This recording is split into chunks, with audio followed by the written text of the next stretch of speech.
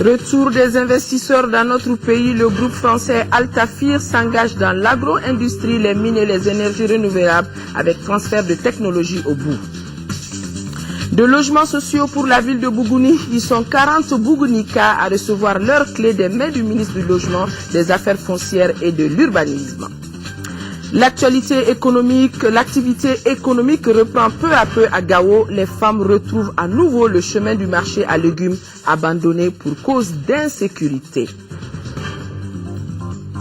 Nous sommes vendredi 15 mars. Mesdames et messieurs, bonsoir et bienvenue dans cette édition que nous commençons par les activités chez le président de la République par intérim. 2 nouveaux ambassadeurs ont présenté leur lettre de créance au président de la République par intérim. Il s'agit des ambassadeurs du Royaume d'Espagne et du Grand-Duché du Luxembourg. Le premier réside à Bamako et le second dans son pays, le Luxembourg. Compte rendu signé Ibrahim Traoré.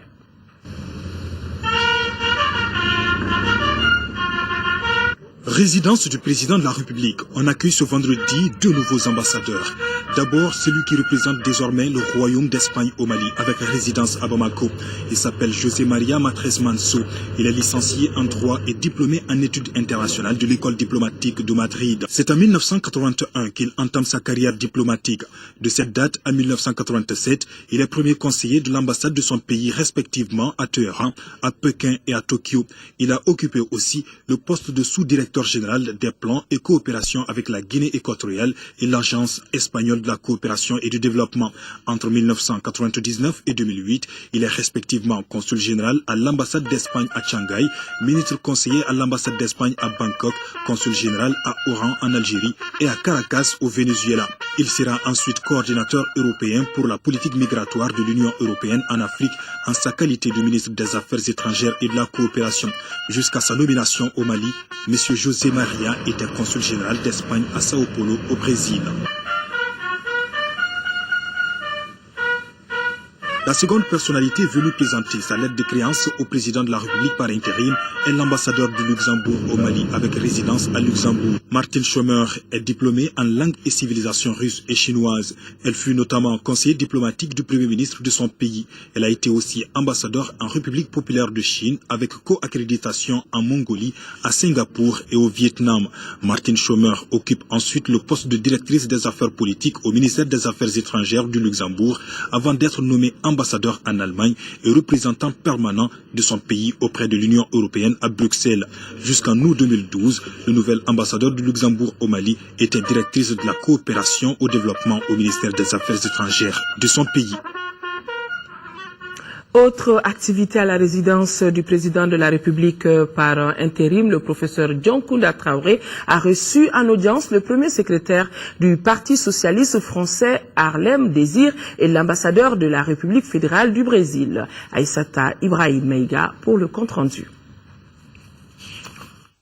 Le premier dirigeant du Parti socialiste français et député européen Harlem Désir dit être venu témoigner la solidarité du peuple français en ce moment historique de la vie du Mali. Cette visite permettra également au premier secrétaire du Parti socialiste français de mieux comprendre la situation actuelle. J'ai voulu témoigner par ma présence ici et par cette rencontre avec le président Dioncounda Traoré que nous allons écrire cette nouvelle page ensemble et qu'il faut que la société civile française et malienne, les forces politiques, les citoyens puissent continuer ensemble à intensifier leurs relations parce que l'avenir du Mali, il va s'écrire par l'organisation de ces élections présidentielles et législatives, et puis aussi par la solidarité qui devra exister dans tous les domaines. En ce qui concerne l'apport du Parti socialiste français à la sortie de crise, Harlem Désir répond.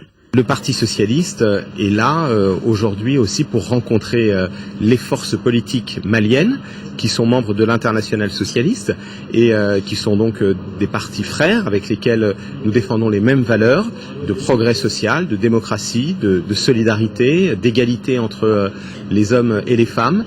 Auparavant, le président de la République par intérim avait reçu L'ambassadeur de la République fédérale du Brésil, son pays sollicite le soutien du Mali pour l'élection du premier responsable de l'Organisation mondiale du commerce, OMC. De chez le président de la République par intérim, nous retrouvons le premier secrétaire du Parti socialiste français et le nouvel ambassadeur du Luxembourg au Mali chez le premier ministre chef du gouvernement, Agali Aguissa.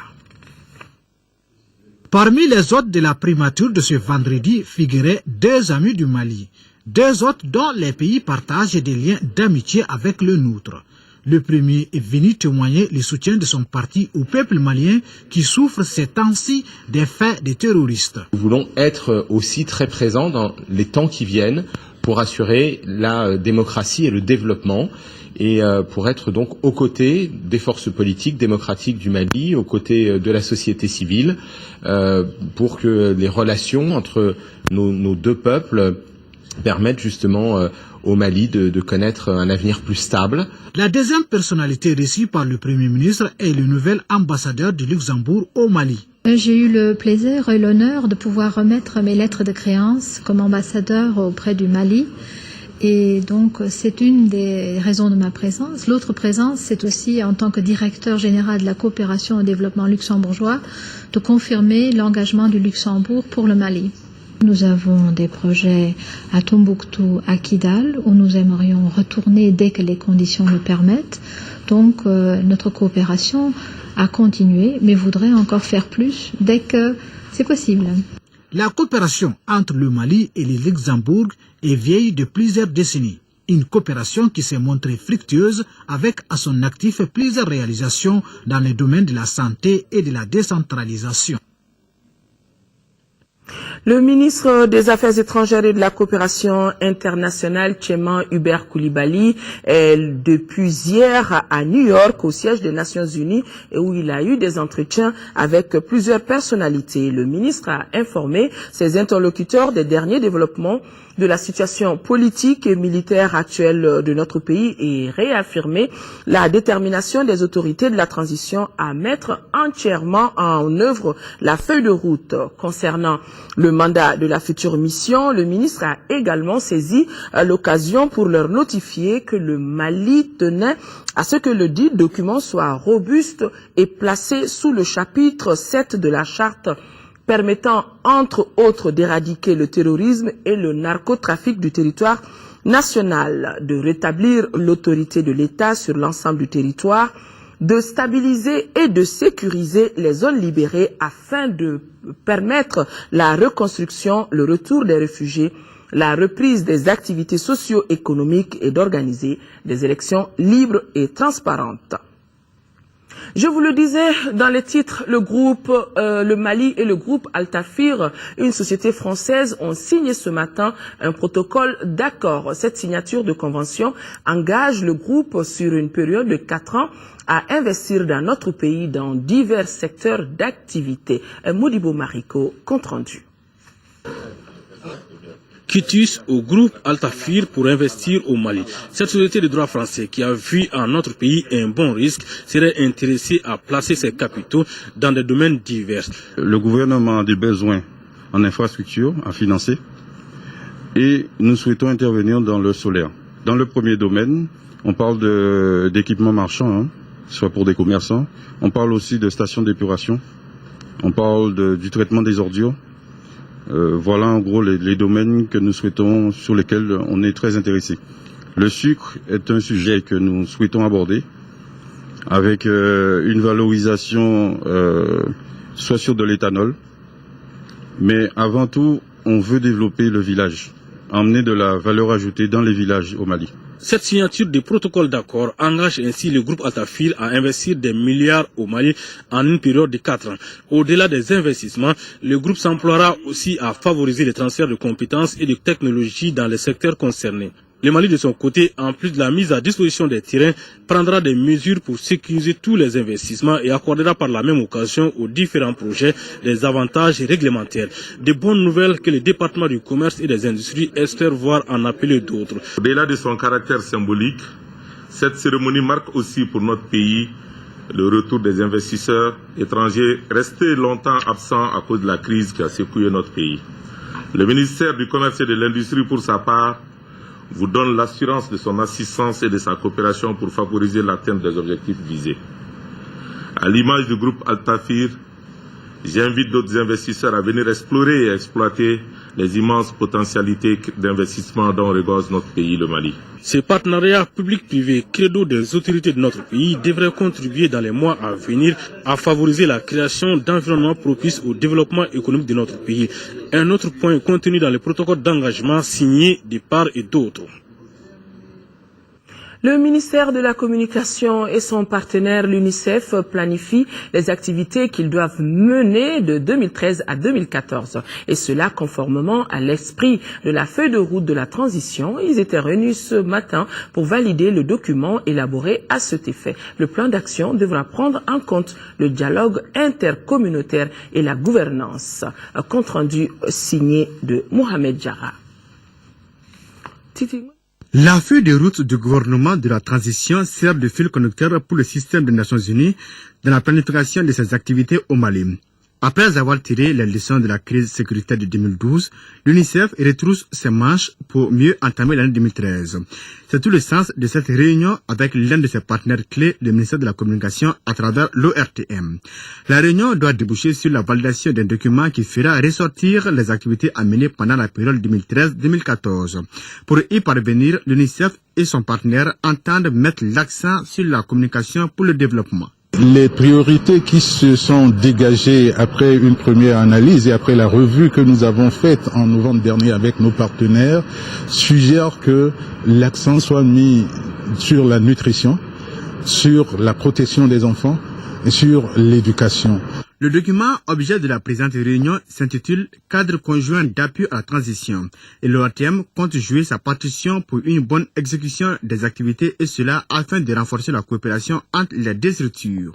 Tout ce qui est communication pour le développement prend en priorité et en compte les préoccupations des populations.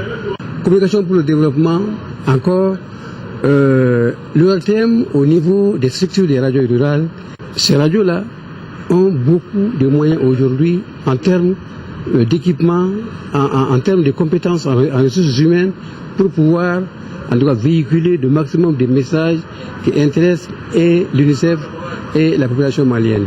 Je demeure convaincu qu'au bout de l'exercice, vous adopterez un plan de travail reflétant les priorités du moment. Ce faisant, la communication pour le développement jouera son rôle d'accompagnement en faveur de la paix et de la réconciliation au Mali. Les activités qui couvrent la période 2013-2014 nécessitent un budget de près d'1,5 milliard de francs CFA.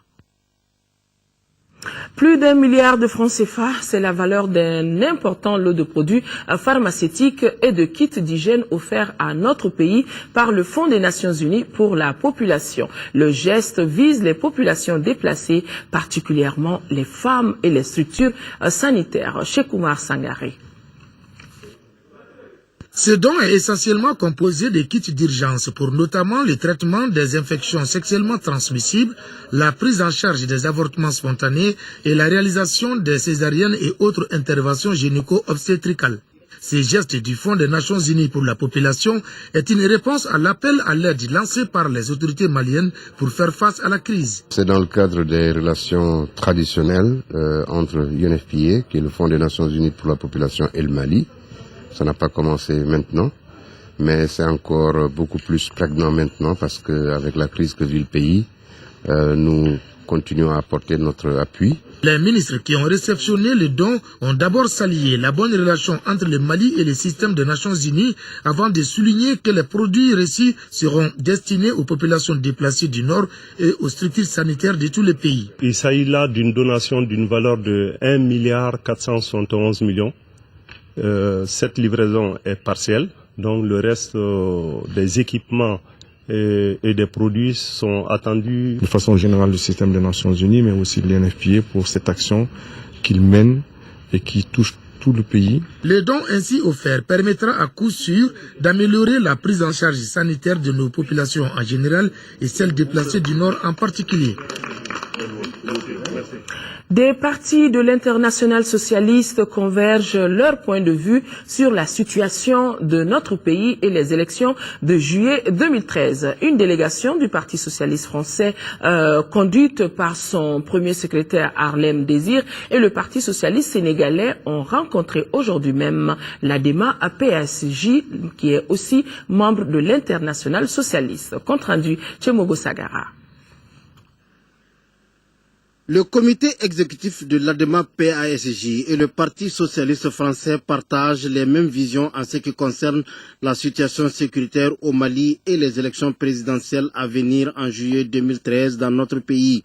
Le Parti socialiste français, le Parti socialiste sénégalais et l'ADEMA PASJ, tous membres de l'international socialiste et ayant un même idéal pour notre pays, c'est-à-dire une bonne élection crédible et régulière dans un Mali uni et sécurisé. Si le président Hollande est intervenu de la manière que tous les Maliens ont salué, il nous venait au niveau politique, donc, de remercier le Parti socialiste français, et c'est la raison pour laquelle le président Hollande a souhaité être avec nous pour apporter lui aussi son soutien politique à l'ensemble du peuple malien, mais à la classe politique malienne. Selon le président du Parti socialiste sénégalais Ousmane Tanor Dieng, les acteurs politiques maliens ont une grande responsabilité dans le respect du calendrier électoral.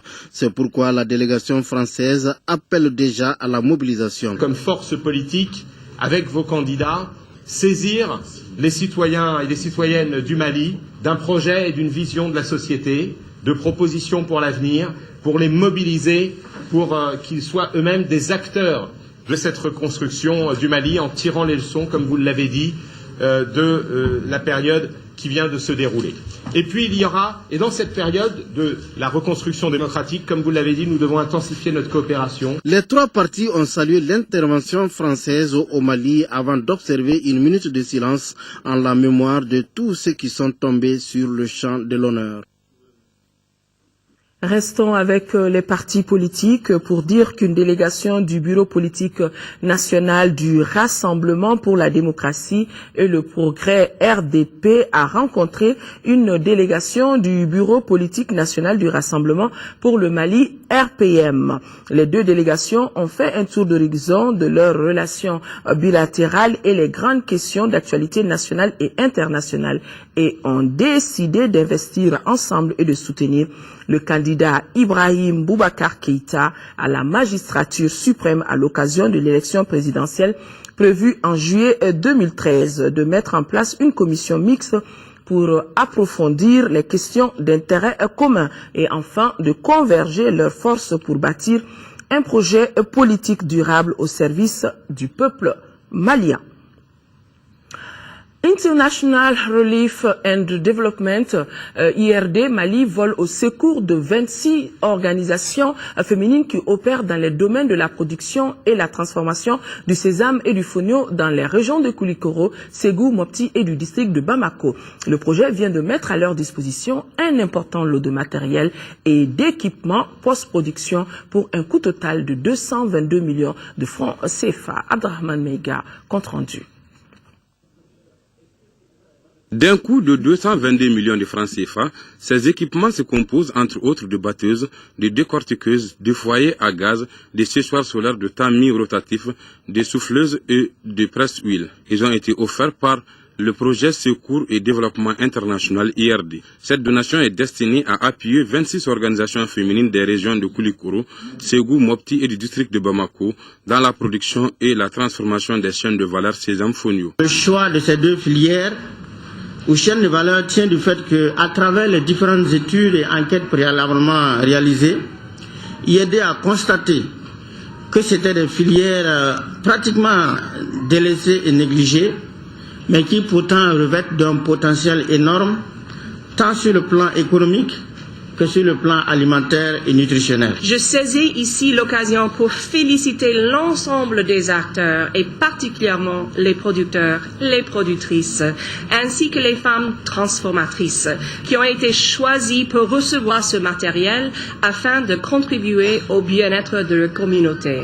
Ces deux filières, malgré leur importance dans le développement économique de notre pays, sont confrontées au manque de financement et à l'inexistence d'équipements adéquats pour la production et la transformation des produits concernés. C'est pour inverser cette tendance que le département américain de l'agriculture a financé en mai 2010 ce projet de 5 millions de dollars, soit 2,5 milliards de francs CFA au Mali. Il a pour premier objectif d'aider le gouvernement à assurer la sécurité alimentaire et à lutter contre la pauvreté.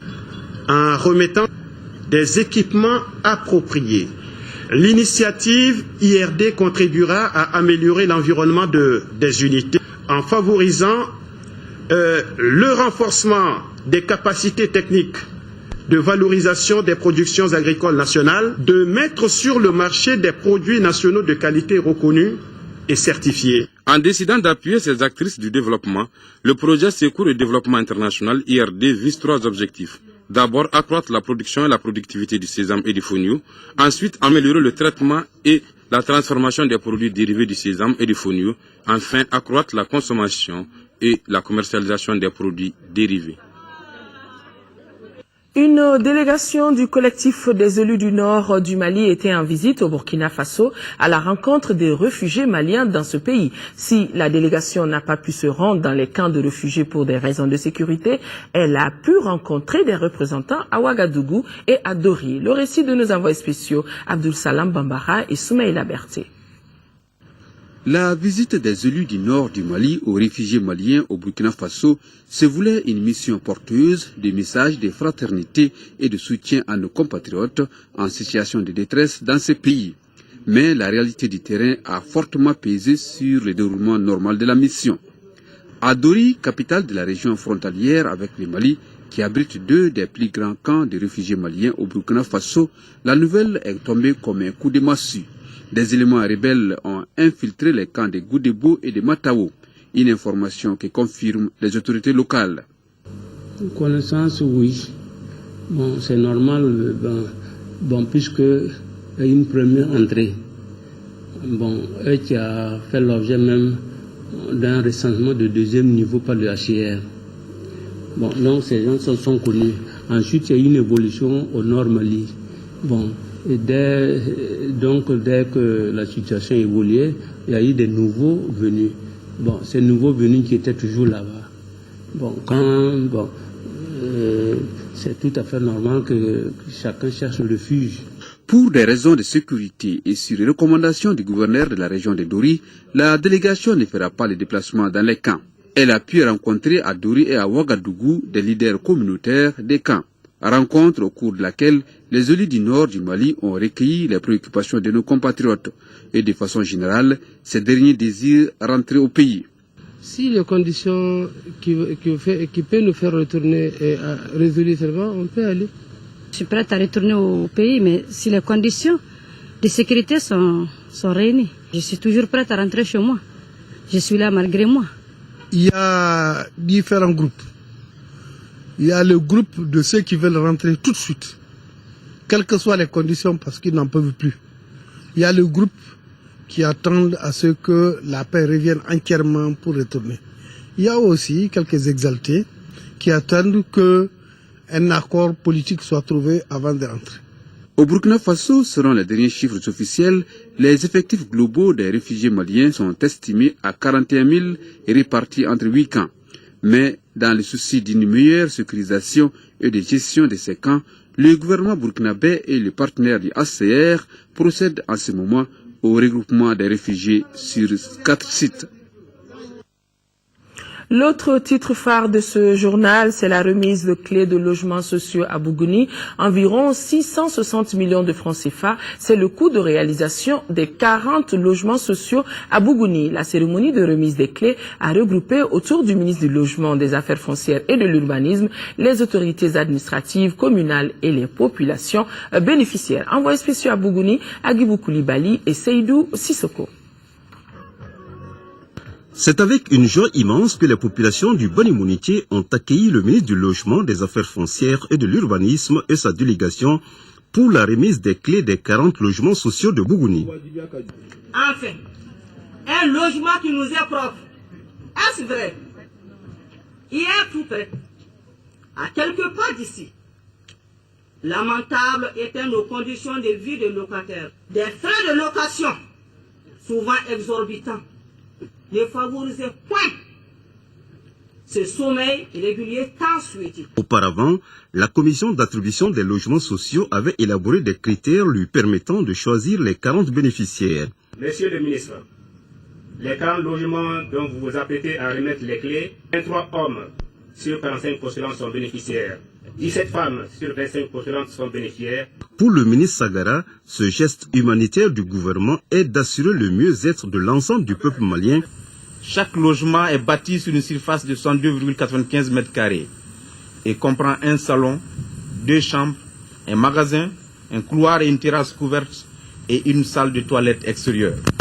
En résumé, le coût total de l'opération est en hors taxe de 662 777 173 francs CFA, sur lesquels le remboursement des bénéficiaires se porte sur 330 millions de francs CFA. Les travaux de construction des 40 logements sociaux de Bougouni ont été réalisés par l'entreprise malienne ANA Service et sa viabilisation par l'entreprise malienne de construction mobile.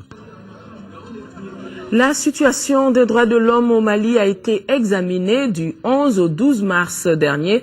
C'était lors de la 22e session du Conseil des droits de l'homme des Nations Unies, session qui se tient à Genève depuis le 25 février et cela jusqu'au 22 mars prochain. Le ministre de la Justice, on le voit sur ces images, Malik Coulibaly, a pris part à cette session qui a fait la revue du rapport du Haut Commissariat des Nations Unies aux droits de l'homme sur la situation des droits de l'homme dans notre pays. Le rapport qui était au centre des échanges a mis en exergue tous les cas de violations graves des droits de l'homme qui ont été des violations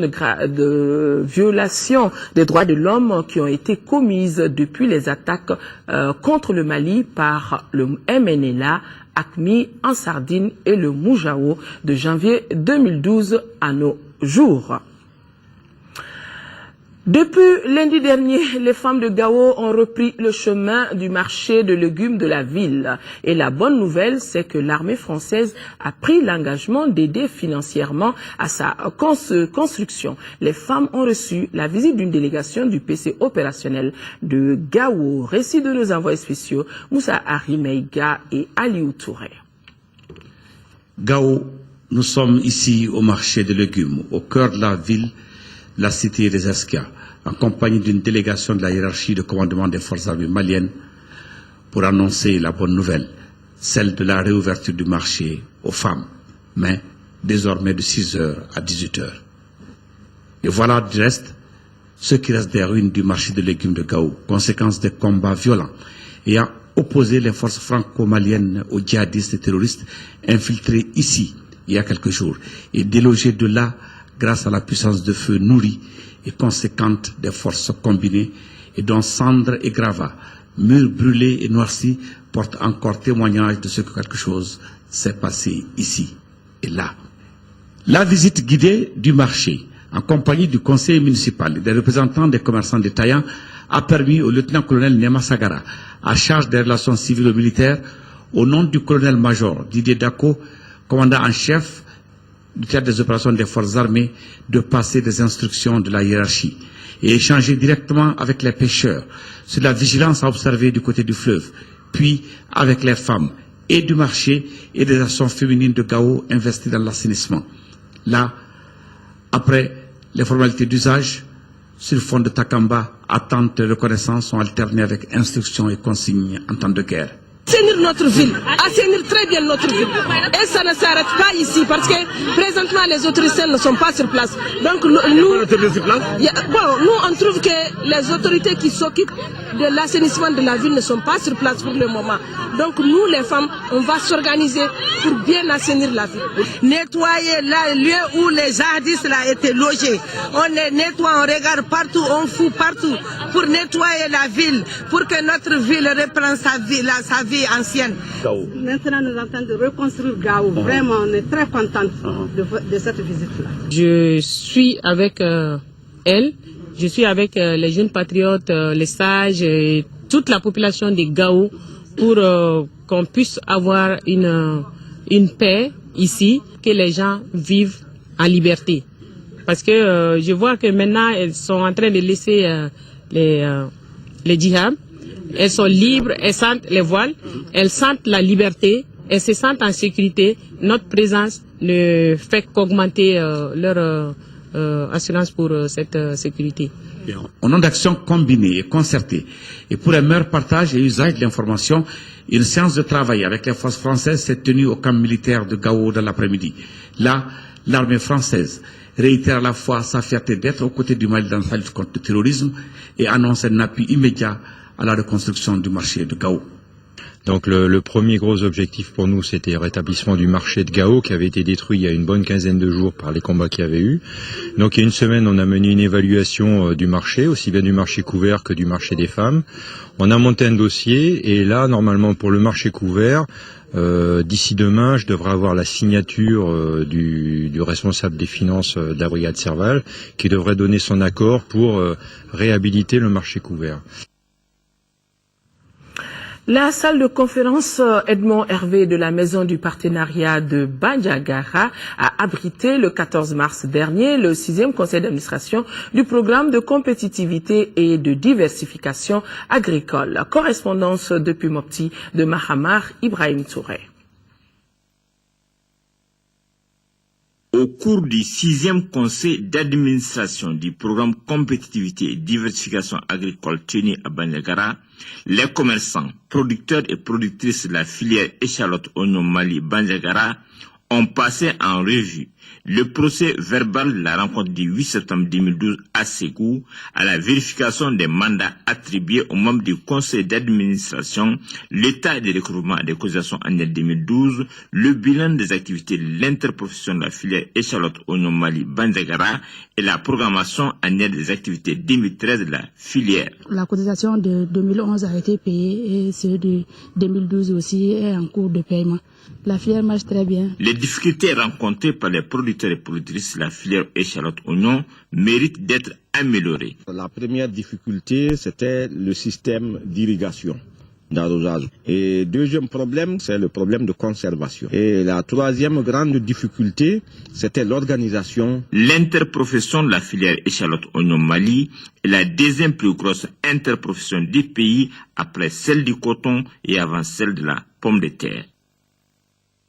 La première réunion ordinaire du comité d'orientation, de coordination et de suivi des actions de développement du cercle de Yanfolila s'est tenue cette semaine. La rencontre a été initiée par le groupement des agriculteurs et planteurs pour une gestion active de ces plantations. Garibou Pérou, compte rendu. Harmoniser les programmes de traitement des plantations de mangue, c'est la vision de cette première session ordinaire du comité local d'orientation, de coordination et de suivi des sections de développement du cercle de Yanfolila dirigé par Yaya Sangaré. Cette session est une initiative du groupement des agriculteurs et planteurs. Si le cercle de Yanfolila est le plus grand bassin de production de mangue de la région de Sikasso, son circuit commercial échappe malheureusement aux producteurs. C'est la raison pour laquelle les partenaires impliqués dans la promotion de la filière mangue ont développé des programmes. Programmes qui exigent le respect strict de bonnes pratiques agricoles afin que les producteurs puissent bénéficier des retombées en se conformant aux exigences du marché international. À l'issue de cette rencontre, les participants ont fait des recommandations, à savoir harmoniser les programmes de traitement des plantations de manguiers, pérenniser les différents types de certification, maintenir le système bio et orienter une partie de la production à la consommation locale. Un défilé de mode hier soir à Bamako, une initiative de l'association Mali Studio en partenariat avec l'ambassade de Suède dans notre pays, et cela dans le cadre de sa politique de développement de projets culturels. Cette manifestation a pour objectif promouvoir le textile malien et combler un vide suite à la crise sociopolitique que traverse notre pays. Modibo Soare a suivi ce défilé et son compte rendu des plus inspirés. Un décor à la dimension de la soirée, un public trié au volet, une dizaine de top modèles issus du Gotha malien. Voilà l'affiche de ce défilé de mode inédit, un concept initié par l'association Mali Studio, sous la direction de Sophie Sarin, une Suédoise basée dans notre pays depuis 7 ans et promotrice d'un complexe hôtelier à Djenné dans la région de Mopti, une structure qui tourne aujourd'hui au ralenti. On avait seulement une boutique à l'hôtel à Djenné, mais comme vous savez très bien, il n'y a pas de touristes maintenant. On ne vend plus dans notre boutique. Alors nous avons fait une boutique en ligne et aussi nous avons notre collection ici. Au total, une 50aine de modèles a été présentés, des créations inspirées à base de cotonnade avec en toile de fond du Bogolan dans un style particulier. Ce projet soutenu par l'ambassade de Suède au Mali vise la promotion du textile malien. Je pense que c'est un soutien que nous pouvons aussi faire pour le Mali et pour renforcer les liens. La Suède est au Mali pour faire de la coopération au développement, mais on souhaiterait aussi élargir les liens et je pense que Sophie représente une bonne occasion de le faire. Les quelques privilégiés présents à ce défilé de mode apprécient ces collections made in Mali. J'ai trouvé qu'il y avait une très belle combinaison entre les imprimés et les formes. Et c'est ce qui rend ça absolument charmant. Qu'on peut faire des choses intéressantes avec du tissu local, des couleurs locales. En les voyant, on voit tout de suite que ça vient du Mali. On nous amène des tissus européens, mais moi je trouve qu'il y a des motifs locaux qu'on peut bien exploiter.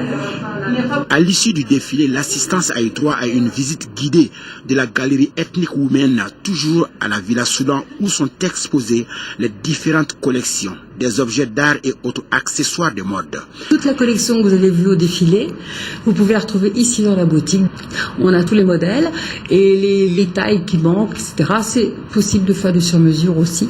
Créée en 2007, l'association Mali Studio a pour objectif spécifique de promouvoir l'emploi des jeunes et de générer des fonds pour le développement de la ville de Djenné. Le Mali restera riche de sa culture. Sport, football, compétitions africaines de clubs, les 11 créateurs qualifiés en 16e de finale de la Coupe de la Confédération vont jouer demain à Tunis contre l'Étoile sportive du Sahel. Un autre défi pour les pensionnaires de Nyarela qui affichent leur ambition dès cette rencontre allée. Al-Jumatina. Après le Stella Club, c'est une autre pointure du football africain qui va croiser les 11 créateurs, en l'occurrence l'étoile sportive du TLD Tunisie. Déjà chez les pensionnaires de Nyarela, l'on est en train d'entreprendre les voies et moyens pour mieux aborder cette mission tunisienne. On prend le match très difficilement. Et puis, bon, il faut être surtout fort moralement. On va essayer de chercher les 3 points là-bas. À défaut de 3 points, chercher un point. Donc voilà, puis bon, on essaie de préparer le match retour chez nous. On est habitué maintenant au défi. Et on s'est mis ça dans la tête. Il faut qu'on grandisse aussi. Donc, on a commencé à s'habituer à ça. Et le coach nous a beaucoup dit toujours, il faut avoir toujours la rigueur, il faut toujours penser à devant. Mais on va essayer de faire notre mieux pour pouvoir obtenir au moins le bon point là-bas et venir gérer le reste ici au retour. Devenu l'un des meilleurs clubs du pays, les 11 créateurs de Nyarela vont devoir s'appuyer sur leurs propres qualités.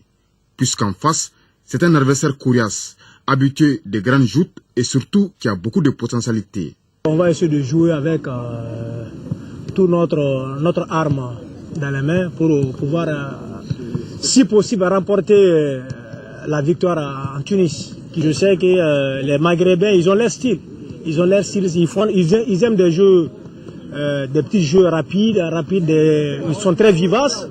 Mais c'est des joueurs aussi qui n'aiment pas la vitesse de l'adversaire. Avec 6 victoires, 3 nuls et 3 défaites après 12 journées en championnat tunisien, soit 21 points, cependant l'étoile sportive du Sahel jouera la rencontre à huis clos pour cause des sanctions par la CAF ce samedi à 15h temps universel. Il nous a quittés hier. Des obsèques dignes de son rang ont été organisées aujourd'hui.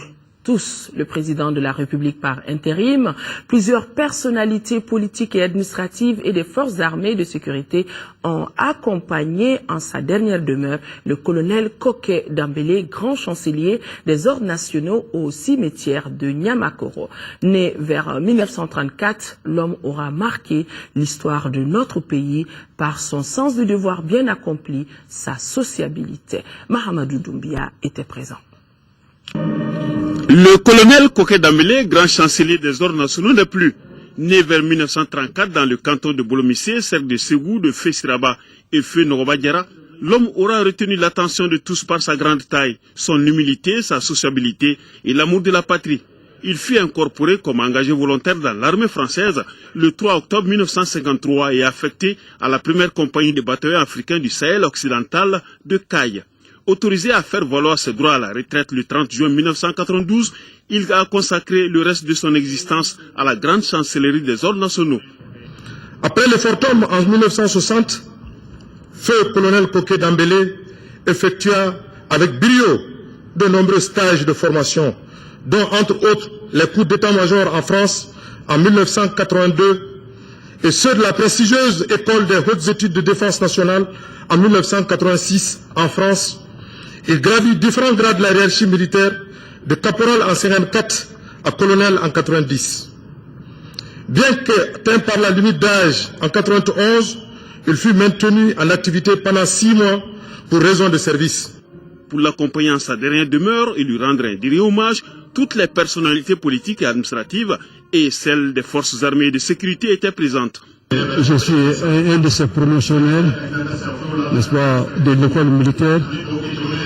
Et depuis l'école jusqu'à ce qu'on ait réintégré l'armée nationale en 1961. Et Koké Dambélé, il faut l'avouer, a été un homme d'honneur, un officier exemplaire.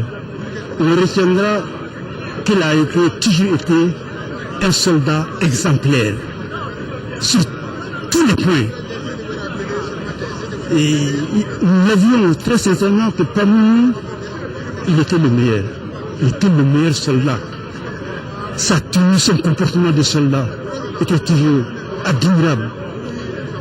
Et il a servi son pays avec un dévouement exemplaire. Il a comme Koké Dambélé, on n'en trouve pas beaucoup dans une armée africaine. Le colonel Koké Dambélé, grand croix de l'ordre national du Mali, qui repose désormais au cimetière de Niamakoro, laisse des parents, amis, épouses, fils et petits-fils inconsolables. Il a ses compagnons d'armes, qui sont deux, Youssouf et Moussa. Je leur demande de penser à sa famille. Repose en paix, colonel. Il a été présent à toutes les cérémonies d'hommage de la nation, à tous les disparus distingués de la République. Hier, le colonel à la retraite Koké Dambélé, le grand chancelier des ordres nationaux, s'en est allé et à l'âge de 81 ans. Sori Ibrahima Keïta l'avait rencontré en 2006 pour un clin d'œil sur son riche et long parcours. Nous vous proposons quelques séquences de portraits en guise d'hommage à l'homme dont les obsèques se sont déroulées cet après-midi même. Nous pouvons réussir. Nous devons réussir. Nous réussirons. Commandant troupe.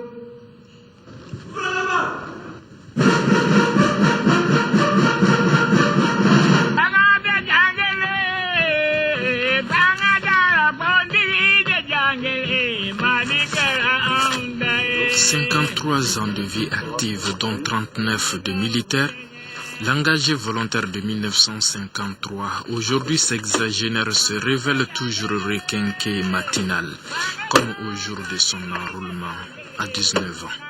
Comme vous voyez, je pars tôt, et dès que je suis au bureau, je me mets au travail immédiatement. Le grand chancelier des ordres nationaux doit avoir son rythme, ses méthodes. Et le colonel a les siens, travaillant 12 heures sur 24 et 7 sur 7. Cela depuis le 25 mai 92. un caractère et une habitude forgés par une carrière militaire bien remplie. Le sergent comptable successivement devenu lieutenant-commandant de compagnie, puis chef de cabinet et directeur des études EMIA de Kati. Le capitaine-gouverneur au nord, promu chef de bataillon, ne sera pas moins chef d'état-major PC, directeur de l'OPAM, directeur des études générales de l'ANAD. Il n'en faut pas plus pour donner la preuve d'un organisateur hors pair. Je inscris les tâches que nous devons faire dans la journée. Bardé d'une dizaine de décorations dont le grand officier de l'ordre national, Koké Dambélé était tout indiqué pour la confiance présidentielle. Afin de faire exécuter les décrets de nomination, de promotion et de sanction, approvisionner et distribuer des distinctions conformément à la loi. Le travail consiste à tenir à jour près d'une vingtaine de contrôles nominatifs.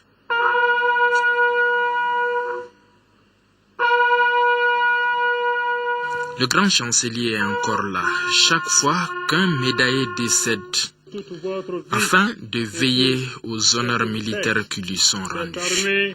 Parce que ça fait partie de nos devoirs et je tiens à accomplir mes devoirs. Dévoué qu'il est dans l'exécution quotidienne de ses missions, le grand chancelier est tout aussi désolé de voir des citoyens maltraiter les symboles de souveraineté du pays et l'incivisme aller grandissant. Ça me fait de la peine.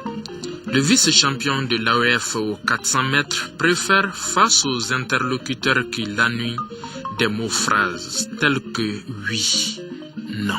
Affirmatif.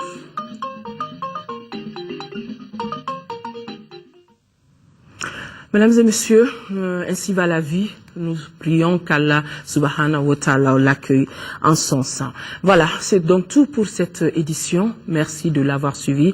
Demain, 13h, Mohamed Touré et 20h, Nyanya Aliou Traoré prendra le relais. Retrouvez cette édition sur notre site www.ortm.ml. Tous derrière nos forces armées de sécurité et leurs alliés pour la victoire finale. Le week-end a commencé. Bon week-end à vous. Thank